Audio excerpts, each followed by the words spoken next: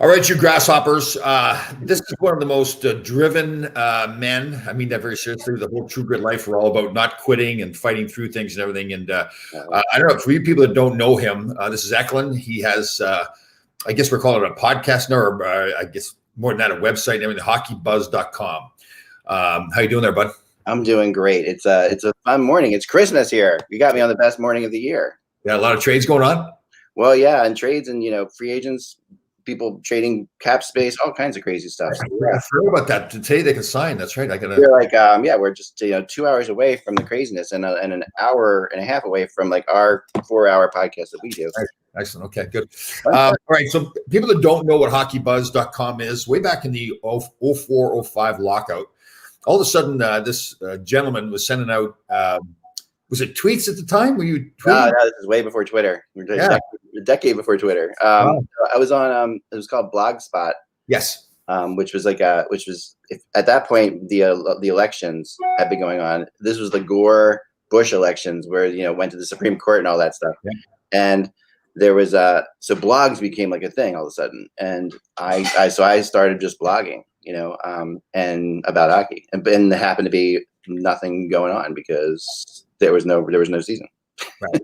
And what started to happen was Eck knew some people that had some information about the negotiations, the CBA negotiations. So he started blogging some of these rumors that other people didn't have, which didn't make the other media too happy with that. That's the way he kind of had to fight through things. But and nobody knew who you were, and everybody just speculated. Like, is it Al Morganti?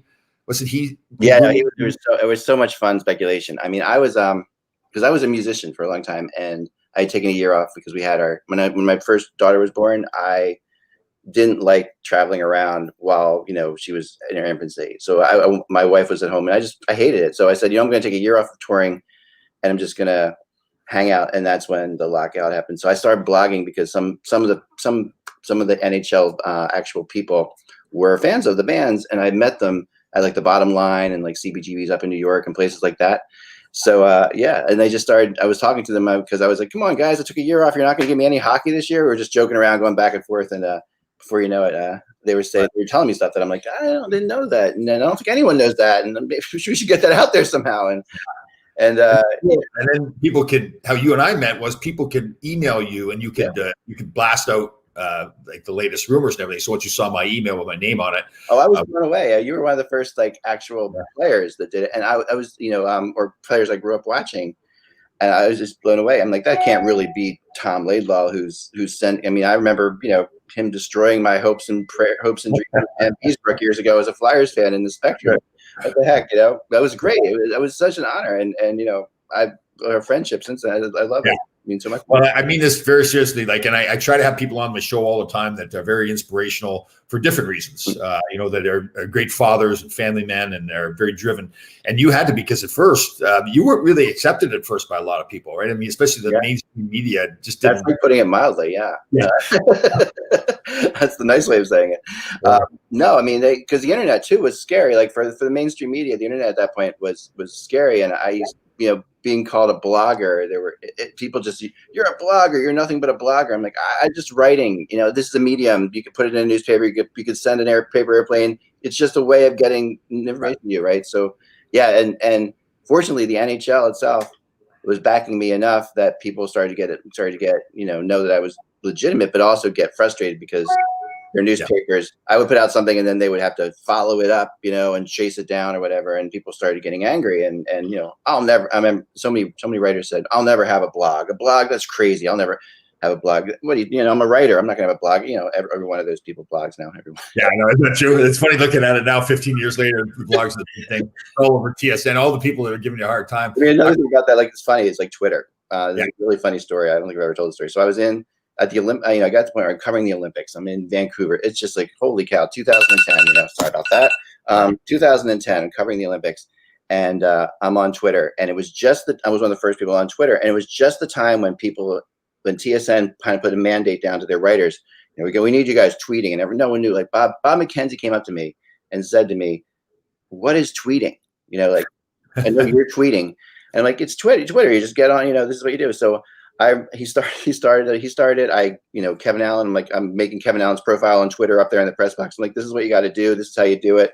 And then I said, here's what happened. You put it out there, and I'm going to send it to my followers, because I had about 70,000 followers at that time, which was actually second most in the entire world who was a hockey person, behind the NHL Twitter account. Right. And I guys, follow Bob McKenzie on Twitter and follow Kevin Allen on Twitter. And these guys are like, wow, I have 10,000 or I have 4,000 people following me now. And everybody was freaking out. It's just so funny because they all hated it. They all thought this is terrible. And, and then they were all starting to come up to me and saying, what's this thing? TSN says we got to do it. And I was still in the agent business at the time. And I had other agents coming out to me too, because just so everybody understands how it works. So we get a lot of rumors coming in, and grew and grew and grew with sources. And now he's got fantastic sources. Did before, and he's got them now. But he would have a scale on them. He would say, was it 1 to 5? Yeah, I have E1 to E5, and it was because people got really upset about rumor. Like when you start putting things out there, I quickly realized that people just get their hopes up. Right. And I'm just thinking, well, I'm just going to throw everything out there. Most of these things are never going to happen.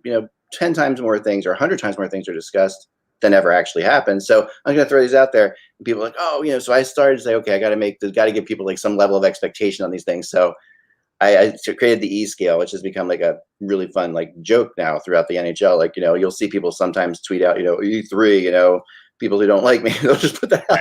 But the E scale is really simple. E1 is just from one source, not connected to anybody. So it's just a guy. It could be you talking about, at the time you're an agent, talking about something you heard in Edmonton, or you're not connected, but people or whatever. E2 would be more than one person talking about it that's not connected. E3 is someone who's actually connected to it, which is that's more substantial because that person knows something for real. E4 is more than one of people who know something talking about it, and then E5 is just a done deal. Right. And so there are very few E5s, because it happened, and I've never gotten one wrong, because when I put an E5 out, I know it's done. Right. And that was easier before Twitter, because now everybody's so friggin' fast. It's interesting the power that you had developed, because when I was still in the agent business, other agents would come up to me at games complaining, because they knew we were tied together, can you get Eck to stop doing these rumors? It's a rumor. It's like that show, but I mean, his client would be getting upset. Yeah. Because he was mentioning the rumor. Funny, because some of the guys just totally got it right away, and some of the players got it right away. Because I wasn't, the one thing I've always been, and you were part of this, and part of the reason we got along so well is I'm never negative. I'm not gonna go in there, and I don't put a guy as being shopped. That's something I told people. I'm never gonna say you're being shopped. I'm gonna say Edmonton's interested in you, because that's as a player, that's a whole different world. Right. Max Domi was traded from Montreal to Columbus this week, and that's a big deal. That's a big. If you're Max Domi, Montreal is Montreal. If you're anybody, Montreal is Montreal. Right. Columbus is Columbus. But you hear him talk on the interview, and he's like, "I'm so happy to go someplace. They really want me there. It's really exciting." If you're wanted by somebody as a player, you were traded. You'll go there. Totally. If you feel like your GM is shopping you, you're not so happy.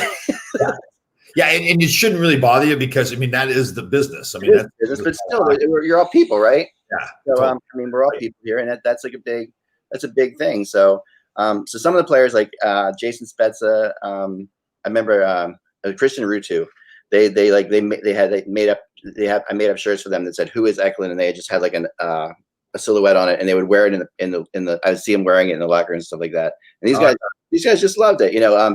A lot of the Americans like Billy Guerin and Keith Tkachuk, they started hunting me down and stuff like that, and trying because these guys are just fun guys. They get it.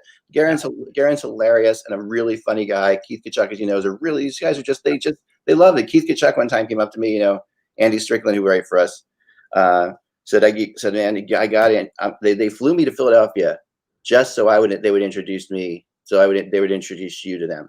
So after the game, I'm down and Andy's like, here's Eklund, and Keith's like, "Oh man, here's the guy, the legend." It was it was such a nice thing, It was such a really and so there's some players that just absolutely get it, they love it, and other players.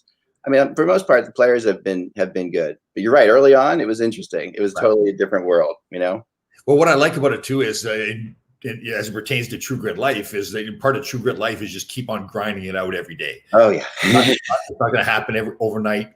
You're going to have all the negative things coming at you. but you just kept grinding away and grinding away. And that's what I really admire. Like, it's really interesting to think back, well, that's 15 years ago now. It is. And you know, you and I had the same attitude back then. You know, we would always just say the same thing. And our thing, it's only hockey, guys. Mellow out. It's only hockey. Yeah. You know, this is I mean, you played the sport and you even realized that this is what we do for fun. Right. This is our fun. It was it was really a great thing for the game that you started it, because it was another source. Like the old media back then, no disrespect to them, but it was not. They didn't get into rumors as much. You know, there's just kind of, there was still some stories about this and everything. Well, with good reason for them. I mean, if you work for TSN and they're a rights holder or whatever, you know, they used to be that, you know, the NHL would be like, you know, no, you can't say anything at all, because, you know, make sure we're okay with it first, because you know, or if you work for, like, you know, the other funny thing is that these writers who were all like, oh, the internet and everything like that, never in those days and age would have imagined working for like PhiladelphiaFlyers.com or NewYorkRangers.com. Like, you know, that was like, that's the enemy. You know, that's like, I'm covering them. I can't get entwined, you know, and now, you know, those are the only places that pay. So so many of them are working there. Right. And, you know, and I get it, but you're right. They could. So what I brought that was different was no one had a string on me. Like, they can't, I wasn't a rights holder. I wasn't getting paid by anybody in the NHL or anything. That's why I could say whatever the heck I wanted to say. And no one could stop me. And that was, and, you know, I think that's why, in some ways, looking back on it now, it's like, that's why the NHL was nice, because they knew that I was getting a big following. So it's better to keep your friends close and enemies closer type thing. Yeah, totally. Yeah. And as it comes out, you really weren't an enemy at all. I mean, it's the whole idea of being an enemy. So, you know, I talk to people all the time about when you're starting, they have some big task that you're starting, or a new job, or something that's happened in your life, and you got to get through it. Sometimes it's kind of daunting. You know, you look at it and you get kind of intimidated. So you're a big hockey fan, and now you're starting this blog, and the hockey world is now kind of coming down on you. I mean, there must have been some times where you said to yourself, well, should I quit, or, you know, do I keep going? Did you have moments like that? It's funny because I didn't. Maybe it's just personality, but I just didn't. I had already had some fame in my life through being a musician, so I wasn't intimidated by famous people that much. You know, like, I just thought it was. And so when they would come to me, you know, normally, you know, like Stan Fischler or somebody would come up to you and say, you're doing a good job, or, you know, he was really nice to me, very nice to me in the beginning. Right. And they would say nice things to me, but I wasn't super intimidated. Although I will say, like, when I've watched your podcast before, and I love the chill, true grit concept. And the one thing that I'd like to add to it is the concept of 0 to 1 being the hardest thing. Like that, like, you know, that's something that I was taught, and something I've always believed in. You know, like, it might take 100 steps to get a successful website, or do successful in anything. Right. 0 to 1 is by far the hardest step. Right. And so you started, that was the hardest part. Like, just starting it. You know, like, I didn't know where it was going to go. I was doing it for fun. I literally was just having fun time with it. My wife didn't know I was doing it for 4 months, and I'm sitting there, and that she didn't know I was doing it until we started getting checks. Because I put up Google AdSense on my thing, and I'm like, you know, hon, you know, we got like a $2,000 check here. Well, how'd you get that? What are you doing? You know, I thought you were just writing music in your. I'm like, well, I've been doing this other thing sort of too, and you know, right. So I didn't. And when I told the people in the band I was doing it, they loved it, but they were just like, you know, it's just like, I started. I'm like, I'm going to start doing this. Who knows what's going to happen? 0 to 1, you know. And how long did you keep your anonymity? Like, you know, nobody saw your face or anything. How long was that? It was a while. I mean, it was about like 3 years, I would say. Right. And it was, I mean, complete anonymity. But I mean, anonymity from the actual hockey world, 10 years, you know, like, but like from the fans, like, it was harder to find out who I was out there. But people in the NHL, of course, knew my name, because right. they would hand me a credential or whatever. Right. And it's funny, when I was so strict about it, they would actually put on my credential, you know, Strickland from Hockey Buzz. And Strickland comes from the goaltender that unfortunately we lost. Player, actually, Pelle Strickland. Pelle Lindbergh was the goalie, and Pelle Lindbergh was my favorite player of all time. Yes. So Pelle Lindbergh was my favorite player of all time, and you know, but I couldn't. It was just too hard when he lost Pelle Lindbergh. I mean, I was number 31. He was number 30. I took number 31 because of him. My daughter is now number 31 in her college soccer because I was number. It's so cool, like how these things work, you know. But yeah, so I went with Pelle Strickland, who was another Flyer who was like a really good. Yeah. You know, they called him the Swedish Gretzky when he first came over, and I remember this whole thing. And I just went with it because the first place I ever posted on the internet was a message board called Flyers, like Flyers Fans something. And I picked a name of Eklund on that. And that was before I was even blogging. So I kind of kept that going. Just and the funny thing is Pele Eklund is actually a scout now, for teams. And I've run into him. Like, and does he know about this? Oh yeah. Oh yeah. Like you're way more famous than me. He's just, it's very funny. So look, I mean, back fell down. It's fantastic. Yeah. Awesome. So there you have it. That's professionalism, right, for you? Yeah.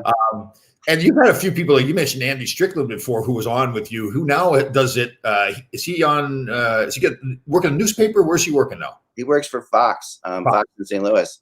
And he's great. He's one of those guys that wasn't in hockey, but just when I started doing my thing and when I went from the blog to when hockey came back after lockout to actually hockeybuzz.com, right, and the website. I got a lot of people saying, I've always wanted to write about hockey, but never, thought I could. Andy had never done anything. He just sent me he just sent me an email saying, here's an example of what I might do. I'm like, I love your style. He's like, I'm not that. I'm like, yeah, you could really do this. I was like, no, I couldn't do it. I'm like, yeah, you really could do this. You really have that voice. If you have if you have a unique voice, which is everything, as it's like, it's about being being real to yourself, your unique voice. Andy had it. Eric Engels, who's now at Sportsnet, another person who just emailed me out of the blue. Right. He emailed, he was like an accountant. He emailed me out of the blue saying, just a complaint about the Canadians, just like he was just pissed. He was in his desk in his cubicle and just got pissed off and wrote this whole long thing about this is what's wrong with the Canadians. Right. And I'm like, you're a writer. And he's like, no, I'm not a writer. I'm like, you are a writer. You have a voice. So Eric Engels, I'm like, I'm going to give you a blog on. He's like, okay, I'll blog. I'm an accountant. I got things people to support. Now he's on sport. He's on Sportsnet and doing really well. To me, that's the most exciting thing in the world, like to see those guys.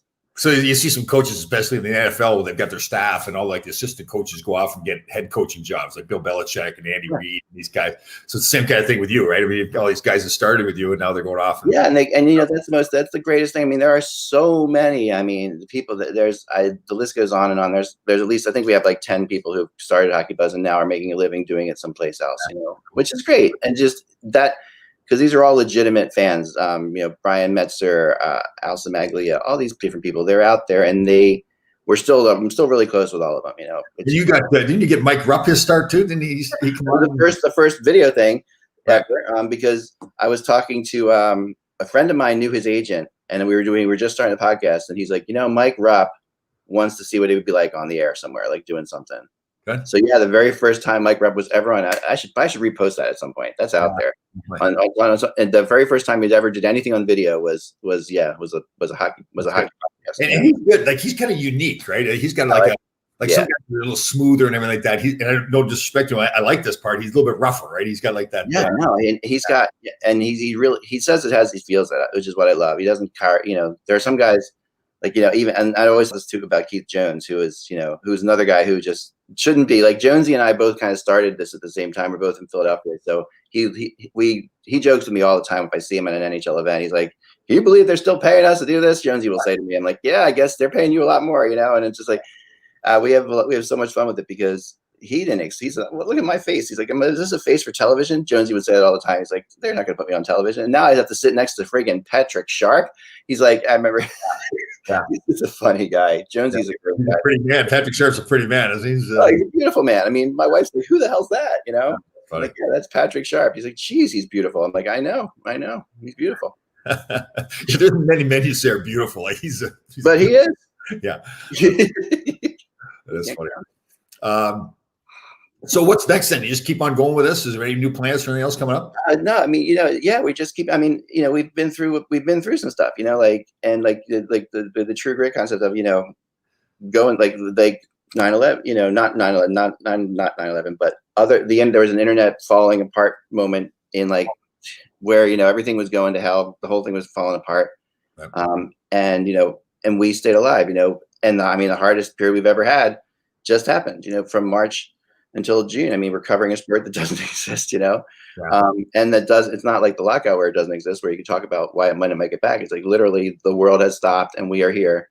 Yeah. No one's advertising on any internet sites. No one wants to, it was crazy. But the interesting thing about the internet, and it's kind of true with life too, I think, is that if you can make it through the hardest times, everybody else falls away. When you come out on the other side, you realize you're alone without competition and able to do incredible things. Like if you just got to make it through. You just got to survive. It's a little bit of the Forrest Gump thing, right? Where he's out there at the shrimp boat and they're out there in the storm and everybody else gets wiped out and he's the lone shrimp fisherman. So yeah, it happens. It's happened like twice now with us. There was in the internet bust, and then in a while that happened.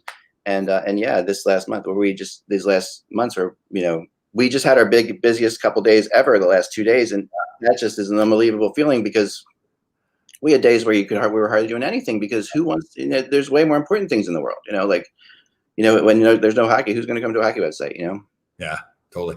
I'm really lucky, I get a lot of these Navy SEALs on the show and get to be friends with these guys. Mm-hmm. We had a shooting event at tactical training the other day with one of the SEALs. And, they talk a lot too that, one of the big things is they go on a mission. And their goal is to complete that mission, right? But they've got a plan and everything. But along the way, there's twists and turns in that mission, and they've got to adapt. But the mission still stays the same. They're still after the same target and everything like that. I think you're the same way, right? I mean, it's like nothing is really. You've got your mission, which is just to get bigger and bigger and grow. And I should be careful when I say it. I think your mission more is just every day being who you are and telling. Yeah, that's it. Like I think that's. You can't think about how big you're going to get or anything I fortunately now have a person who does like the finances on the website. So I don't even check in with that all the time just because you just got to do your thing, like you can't, and you got to be real. I mean, I know, we both know Kevin Allen, who was at USA Today for a very long time. And, they would check he would call me up and say, oh man, I got to write more shorter articles because I'm getting 20,000 pages versus 25,000 pages or whatever. I don't do that from day to day. I just believe that I'm going to be real to myself. I'm going to, and there are going to be people who aren't going to like me, and there are people who are going to like me. And what you'll find on the internet, of course, is the people who do like you barely ever speak up, and the people who don't like you speak very loudly. Yeah. And you got to get used to that. You got to realize that. Totally. At the end of the day, if you're still doing, we did 12 million page views the other day. If you're doing 12 million page views, you're doing something okay. And that doesn't really, people who hate you. There's going to be jealous people. I mean, and right, there's people out there like, oh man, I should be doing this. I should have had this idea or whatever. That's going to exist, but the reality is, you can always find your own space. And the internet to me, I think we've talked about this before, but if anybody wants to ever start a website, the one thing I will say is this, like that you have to realize what the internet is. The internet is like a mall, but the mall is there's not a shoe store in the mall. There's a size 12 women's red shoe store in the mall.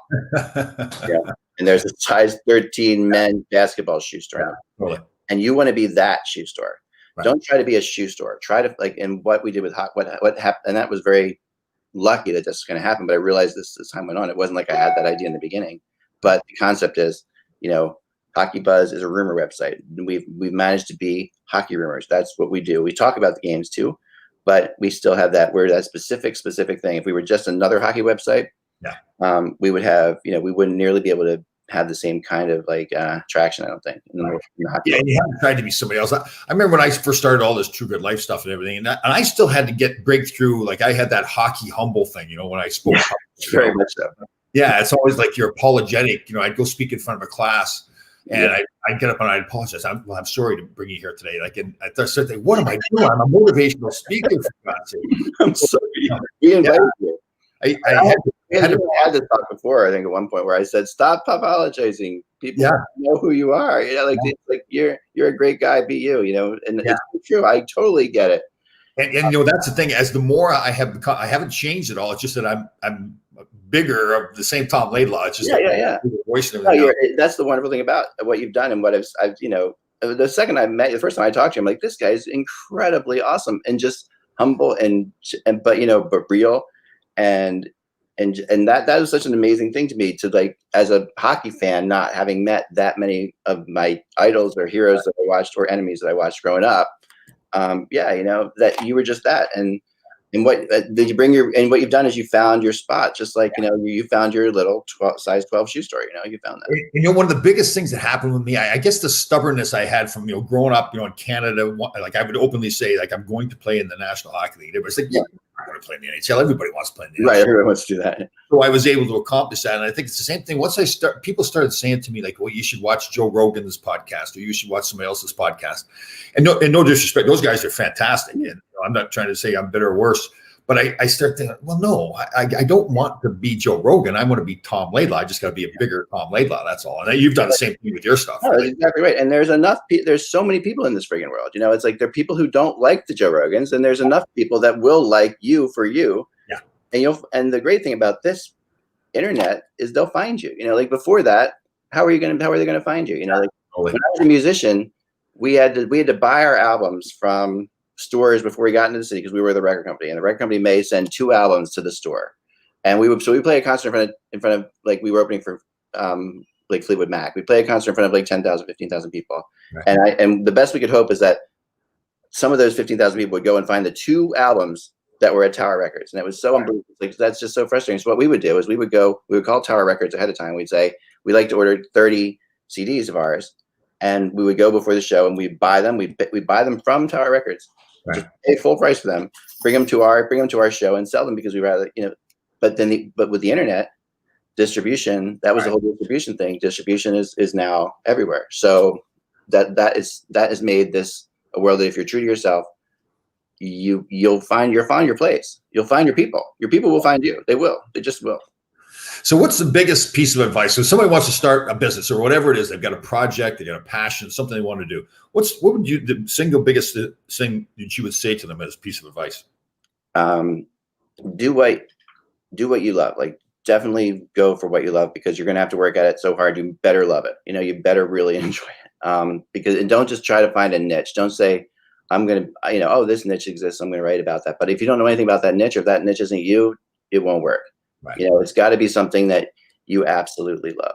I agree with you totally. Yeah, I've gotten involved in situations before where it was somebody else's passion and they wanted me to do it and be involved in it, and it never worked because I have to have that passion for it. Right? Because the hard days are going to exist no matter what you do, right? So at least if you're doing something at least that you fully believe in and love, you can get through those hard days. Those hard days are hard to get through if you don't believe in it. Like it's hard. It's impossible to sell something. Like as salespeople will tell you that if I don't believe in the product, how am I going to sell it? Right. So that to me is like, it kind of goes along with my motto for how to teach kids. Like, if you like with our kids, we really, you could teach them something, but if you teach a kid to love something, if you teach them to love something, they will go out and find out everything about it. Yeah. And they will learn everything there is to know about that thing. My son is a huge animal lover. Like he is an animal. He likes puppets and he likes animals. And he started his own YouTube channel for conservation. And he builds puppets, and it's incredible. And it's just, these are 2 things that he's incredibly passionate about. Right. And he posted something and the Stephen Colbert group went crazy and they loved it. I mean, it's just really interesting. All he's doing is following what he loves to do. That's what he loves to do. And I use the old Herb Brooks saying, passes come from the heart. So when we practice all the time, if guys are kind of just halfway, moving around and didn't go where they're supposed to go and everything, he would stop to practice it.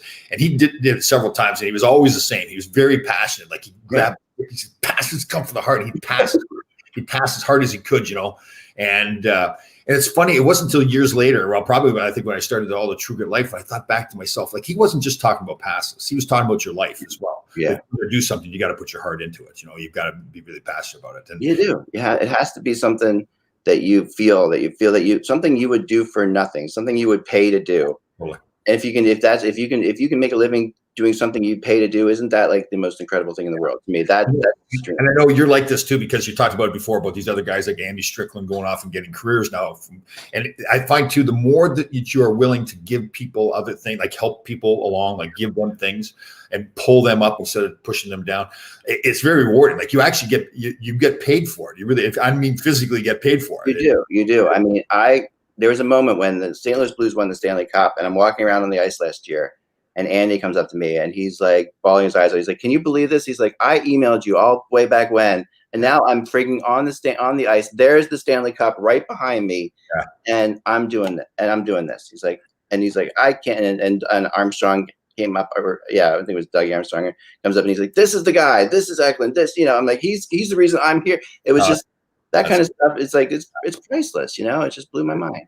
Good. Well, on top of it too, and you're a fantastic father and a family man as well, great husband and all that too. And that means like for me, I've learned too that you want to be associated with people that are good people too, right? I mean, it can help you with business, but they're bad people, man, it drags you down. It's just people are what they are sometimes. They really, my father-in-law, who I really admire, always said, when he does a business deal, or when he's a business guy, he says, always go out with the guy I'm doing business deal with and his wife.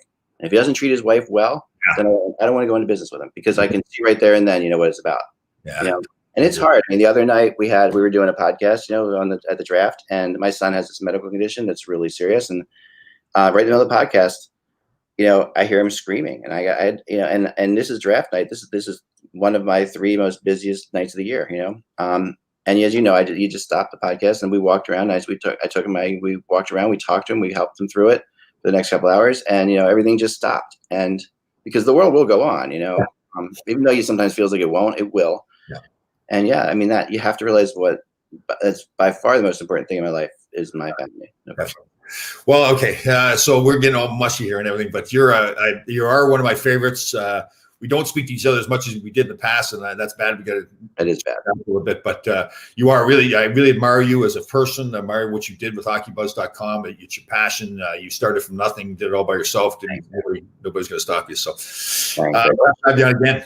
Oh, anytime. I love it. What you're doing here is amazing. I know one of my best friends, Steve's probably watching this out there. He's a great guy. He's one of Kevin's friends, and they have a beach place near our beach place, and he sits there and says, "Did you see Tom Laidlaw's latest True Grit?" He's every day. Every time I see him on the weekends, it's in the summer. He contacted me. He gave me a great compliment too. What's going on? He's a good man too. So, all right, we will talk to you soon. See you, everybody. We'll see you next week. Thanks, guys.